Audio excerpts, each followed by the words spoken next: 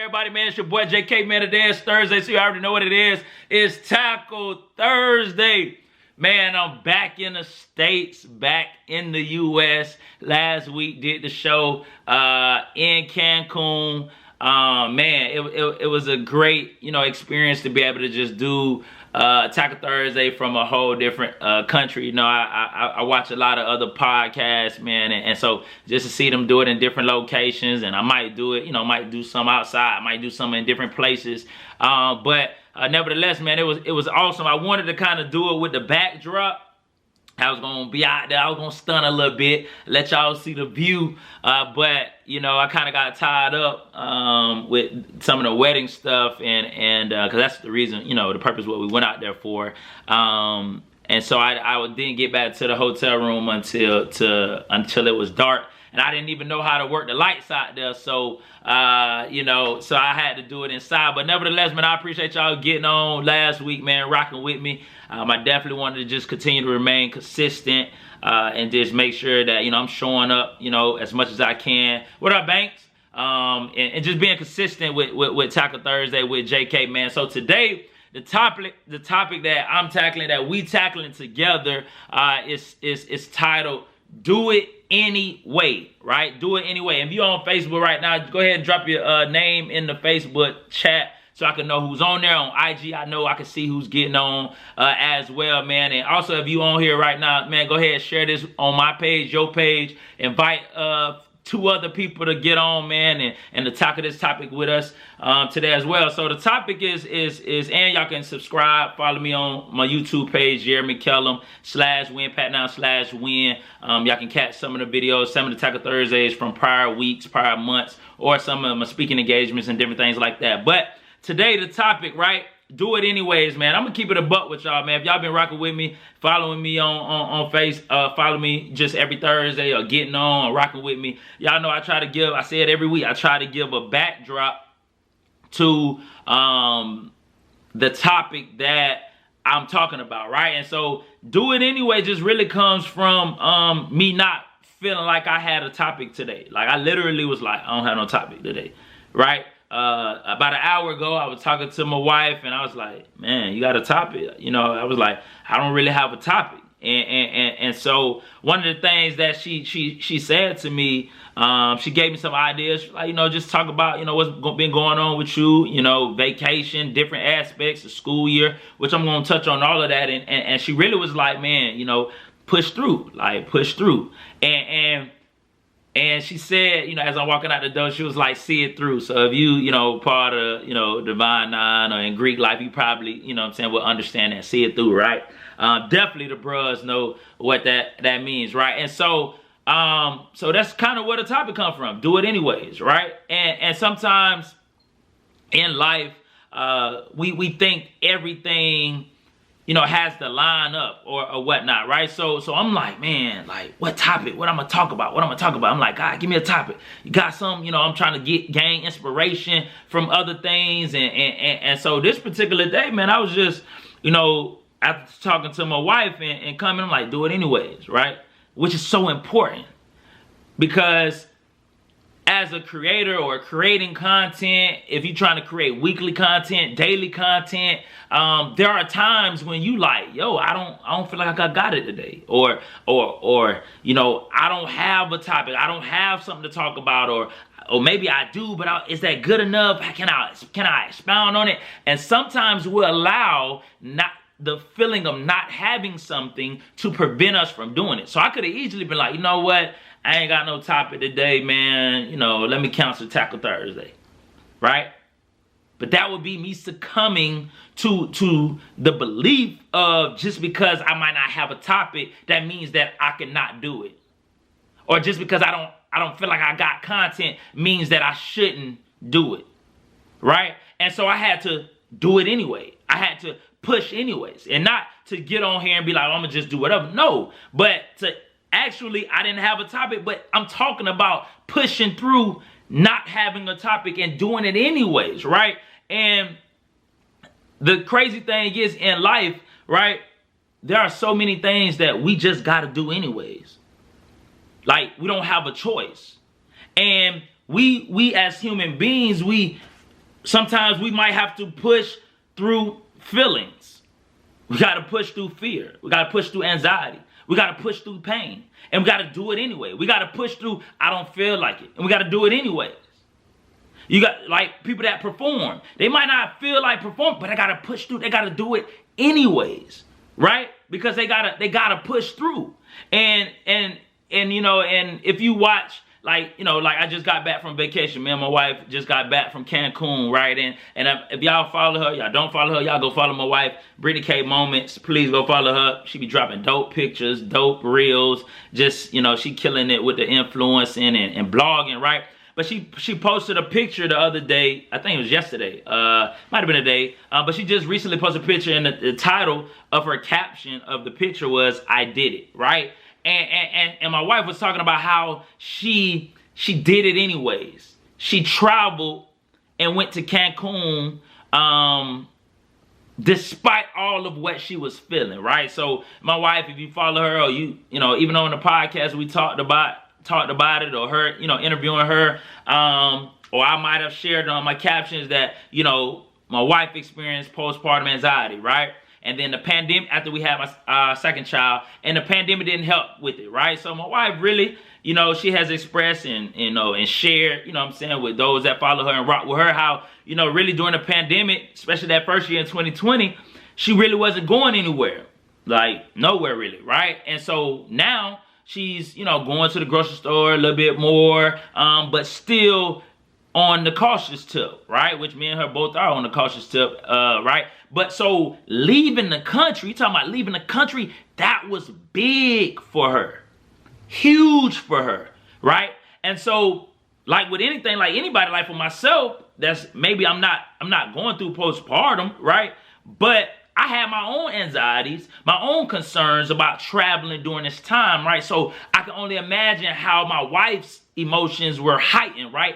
But one thing about her is that she did it anyway. She pushed through the anxiety. She pushed through the nervousness. She pushed through, you know, if there was fear or anything, and she traveled and went to Cancun and went on vacation and went to the, was in the wedding. She did it anyways, right? She, you know what I'm saying? Despite, now, granted, we wasn't moving like that until both of us was vaccinated, until, you know what I'm saying, things was much safer, and things like that, right? But she did it anyways. And in life, a lot of times we think that everything has to align and be perfect before we do it, right? What we do as humans, we like, man, you know, I don't feel like working out today. So what we be like, I ain't gonna do it today.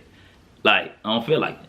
Like, just because you don't feel like working out has nothing to do with whether you should do it anyways, right? I follow this dope creator named, her Instagram name is This Is Nikki, but her name is Nikki. And so one of the people she partnered with, she worked with, one of her clients is Eric Thomas, one of the top motivational speakers, right? And so on her podcast, she shared a video of J. Cole, right? J. Cole was talking about his writing process, right? And, you know, J. Cole just dropped a new album, and right? And so as J. Cole is talking, he was like, man, he used to think that he should take time off from writing, right? He was like, you know, I gotta take time off because I gotta, you know, I can't write unless that perfect moment happened, or unless I feel inspired. And so sometimes he said, I will wait and just wait and wait to see if that inspiration or that feeling or that, pretty much I'm paraphrasing, that vibe would come, and then I'll start writing. And then he was like, man, I grew and I matured and I understood that, hey, I can't wait on that feeling. That I got to do it anyways, even if I don't have the feeling. Even if I don't feel like I got the dope content or context or theme for the song, I got to write anyways. And he talked about doing it anyways, even when you don't feel inspired, how writing one word leads to writing the whole line. And writing one line leads to the 16 bars or whatever the case may be. And now you got a whole song. Why? Because you push through your emotions and your feelings that said don't do it, or you push through the imperfections, the things that didn't line up like you thought you should, and you pushed anyways, and you did it anyways. And as you begin to do it, now things begin to flow, right? It's almost like when people gold mining, right? You're not going to find gold unless you dig. You're not going to find gold unless you dig, right? So if I don't dig, I can't expect the gold to come to me, right? So I have to dig. And as I dig, as I begin to put work in, now I'm tapping into something that I'm working, and now I can tap into the gold, right? And that's kind of like what J. Cole was saying. He was like, basically, like, inspiration may not come when you just waiting or when you wait for it. But if you begin to write, and writing symbolizes digging for the goal, and as you begin to write, the more you begin to write, now you start to, like, your creativity juices begin to flow, and like now you start to come into your own. Why? All because you started writing, right? And that's the same thing even with doing Taco Thursday today. Like, while I'm like, man, I don't got no topic, what I'm gonna talk about, and then the moment I'm like, man, you know what, I'm gonna do it anyways, right? Then the topic comes, do it anyways, or right? And so when I start to prepare and think about, okay, now the creative juices, what I could share, the different examples that I can, it's began to flow. But many times, right, as humans, we want to see the goal before we start digging, right? Or we want everything to be aligned perfectly before we do something, or we want our feelings to align, to be like, okay, all right, I'll go do it now because I feel like I do it now. And if we're waiting for things to be always to be perfect, if you're waiting for things to always align right before you do it, you're probably gonna be waiting for a long time. And that's the thing. Like, anybody that starts something, whether you starting a podcast, whether you starting a business or anything, right? Your natural juices, the natural excitement of starting anything is going to naturally be there in the beginning, right? Any business you start, you're going to be excited. Oh, I'm about to do this, I'm about to do it. But the question is what do you do when you don't feel like it that day? What do you do when you hit a roadblock? A bump in the road with your creative juices. You hit a bump in the road with your sales. You hit a bump in the road with your viewers. To where things ain't. What do you do now? Because if you say, you know what, I don't feel like it, so I'm gonna quit. I'm not getting. Everything is not aligning perfectly, so I'm gonna quit. So I'm gonna go do something else. So if you quit that one thing because things didn't go right, then guess what happens? You're going to start something else. And you're going to go through that same natural high again. You're going to be excited. And then you run into a bump in the road again.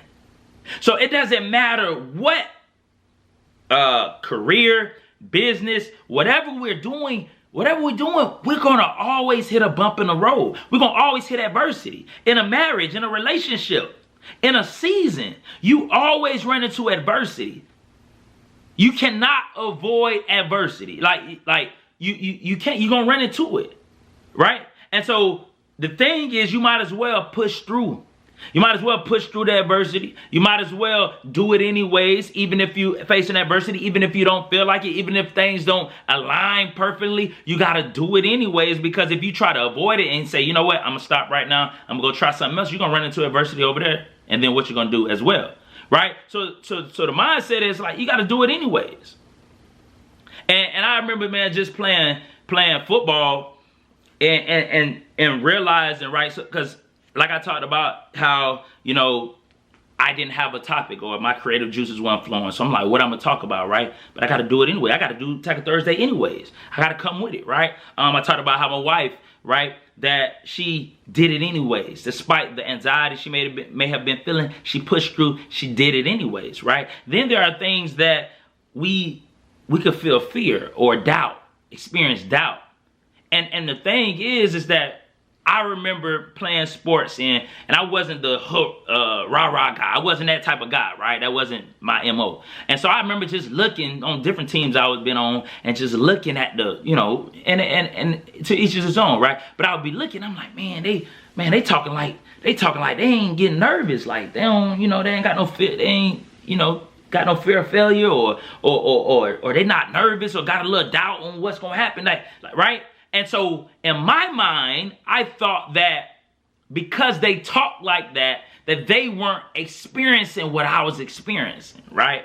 And it took for me to become an adult and becoming a professional, playing pro sports and different things, to realize that everybody gets nervous. Everybody experienced the doubt. Every athlete hears the little voice in their head, right? Everybody. But the difference between those that go on to succeed and then those that don't are the ones that succeed are the ones that do it anyways. They do it even though doubt is present. They do it even though fear is present. They do it even though they're nervous. They still do it.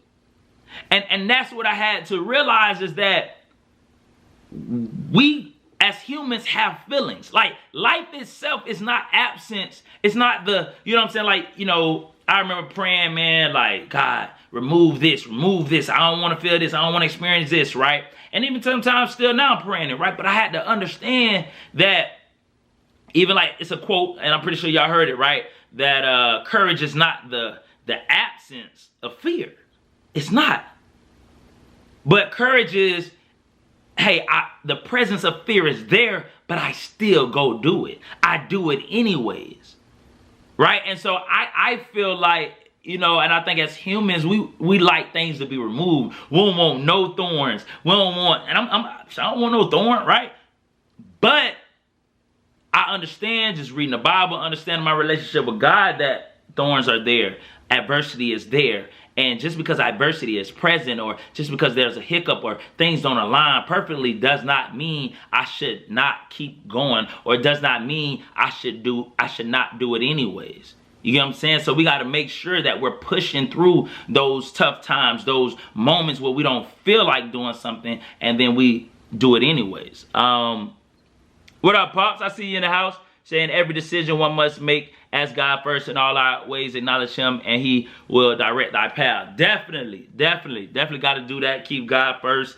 And even like I talked about last week, I talked about letting the play unfold, right? How it was some decisions, and I just had, you know what I'm saying?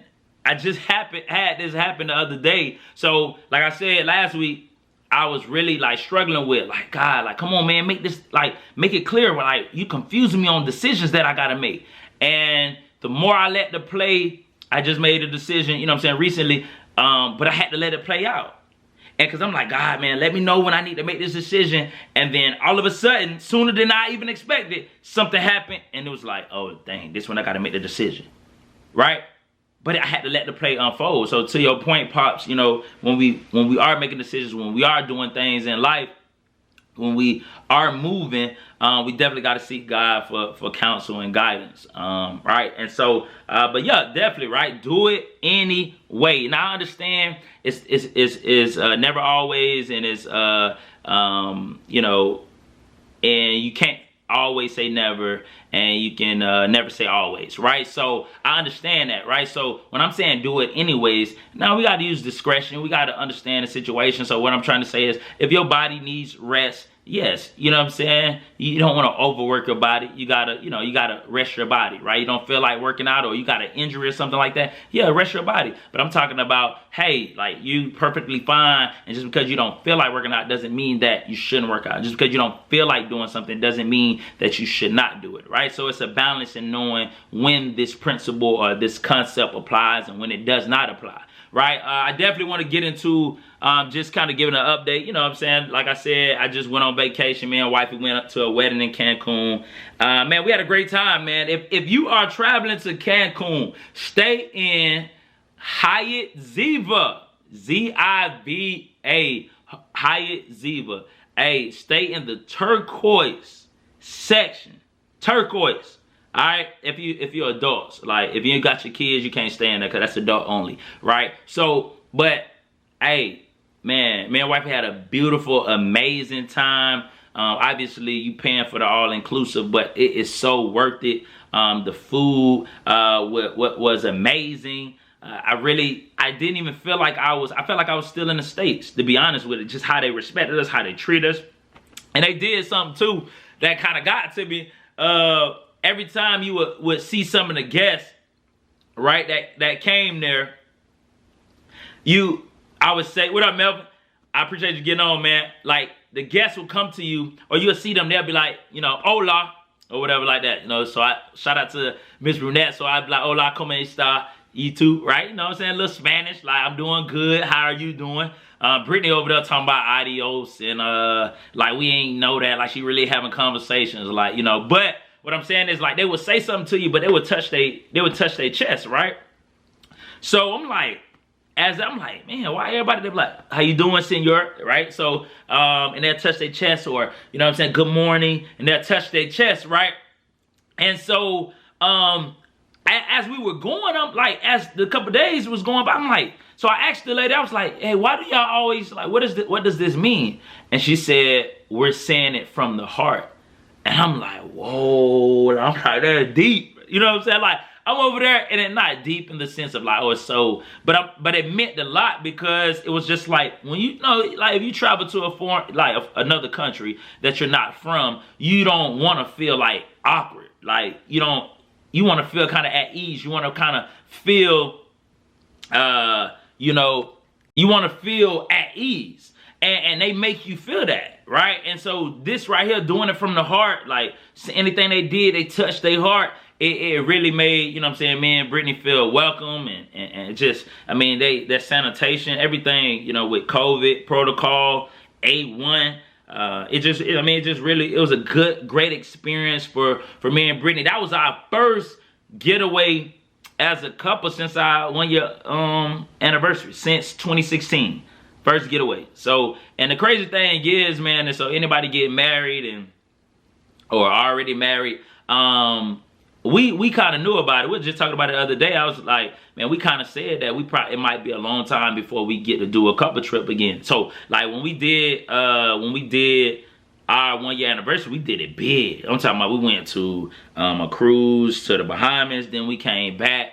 We went to Orlando for a couple days. We took the cruise out of there. Went so we went to Disney World. Then we went to Bahamas. Came back. Went back to Disney World. Then she surprised me. We flew all the way to Vegas for the Drake concert. Stayed out there for a couple days. So we really lived it up. And we said to each other, like, we about to start, working on having kids.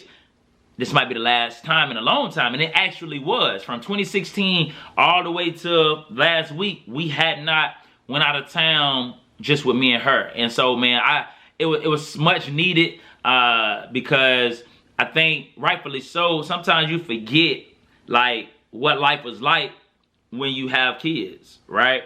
Especially like young kids. You forget what life was like when you didn't have kids. And it's rightfully so, because we're supposed to be fully invested in our kids, right? Like, fully invested in where we are in life. So I'm not saying that, like, me and Brittany, we're doing the right thing by being totally invested in our kids, but more importantly, being totally invested in our marriage. That's where I stand. I'm saying, the marriage came before the kids. Even if your marriage didn't come before the kids, I still believe that your marriage comes before the kids, because at the end of the day, your kids are growing up to leave you. They're growing up to go have their own lives. So if you neglect your relationship or your marriage for the 18 years, 19, 20 years that your kids may be living with you, then they go off and to get their own lives. Then now you got a marriage, now you got a relationship that's been neglected for 18, 20 years. So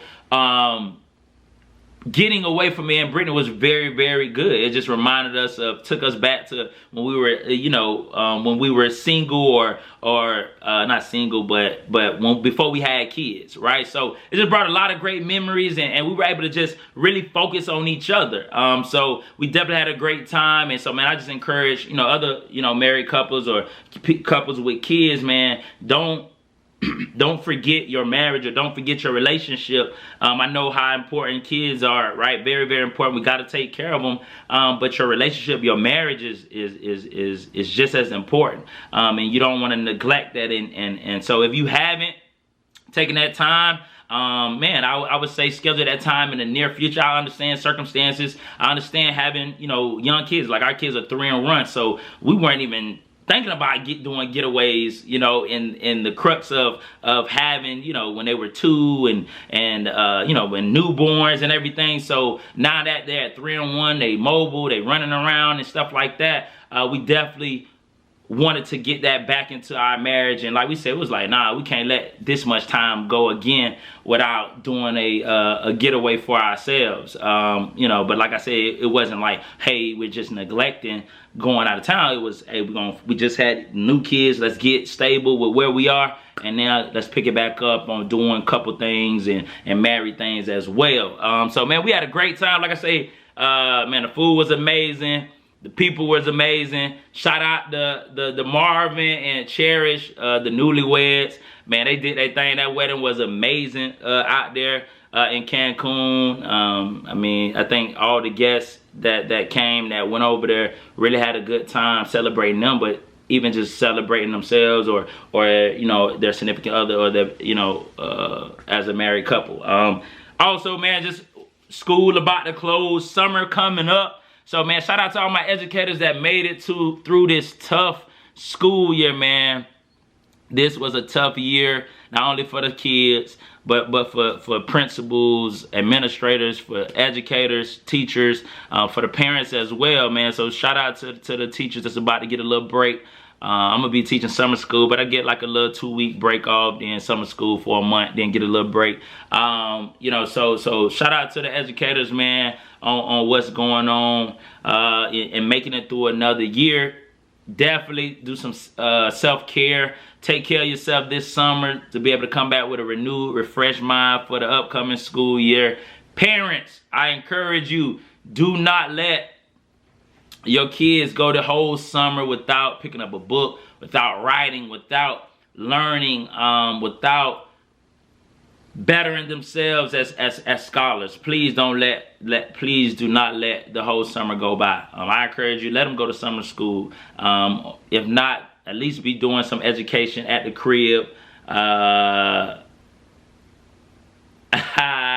You know what I'm saying? Just make sure y'all doing, you know what I'm saying, doing some education at the crib with your scholars as well. All right, so man, that's just kind of an update with what's going on with me, about the vacation, about, you know, school ending. Definitely wanted to just kind of let y'all know what was going on. Definitely want to open it up for the Kellem portion of Tackle Thursday with JK. Man, drop any question, any comment. It may be about this particular topic that we're talking about today. Do it anyways. Do it anyway. Or it could be something that you feeling on your heart, you feeling there, or anything you want to share. It might be about football, basketball, life, parenting, marriage, whatever it is, man. Feel free to drop a question, comment in the chat. I give it probably about another minute. See if anybody got anything they want to share. If not, then I'll be able to sign off and let y'all go about y'all wonderful, beautiful rest of today, Thursday. And, you know, let me read this over here. Hey, hey, I feel you, Pops. We gonna do that, man. We got y'all, man. We forever indebted to y'all. So we gonna set y'all up nice, man. One day, man. Be able to send y'all on y'all own trip. With the grandkids, though. Y'all got to take the grandkids. That's the only stipulation. If we send y'all on the trip, y'all definitely got to take the grandkids with y'all. So me and Brittany could vibe out here in Tennessee, though. But definitely, though, feel free to drop any question or comment in, man. You know, I appreciate it. You know, this is really my favorite part of the show, is just to really allow, you know, those that may be on, those that may be watching, to be able to drop any questions in. And you know, feel free to do that. Feel free to do that. Okay, I got a question. Okay, what was the hardest thing about being a teacher during this school year? That's a good question. Good question. So I would say probably I'd say for me personally, right? So one, I felt so much anxiety when I was going back into the school, right? Because think about it, March 2020, school shut down, like literally, right? So we went virtual. Then we was virtual the whole rest of 2020, and into 2021 we was virtual. So then all of a sudden they were like, hey, y'all going back to school. And so I had all these different emotions. I was at a new school this year. So I didn't know how the environment was, how the school was inside. I'm going in it during a pandemic. You know, the vaccination was fairly new at the time.